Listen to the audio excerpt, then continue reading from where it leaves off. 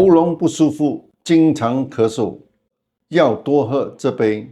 如果你常常喉咙不舒服，动不动就咳几声，一直都没好转，这可能是肺有热气造成的。肺气上逆就会使喉咙不舒服，感觉就想咳一咳。久咳不止会引发很多的问题，千万别小瞧了咳嗽。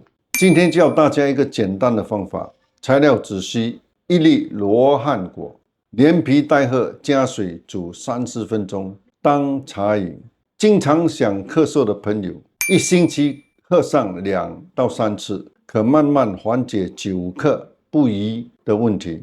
跟我们一起学习更多生活小贴士，我是易医师。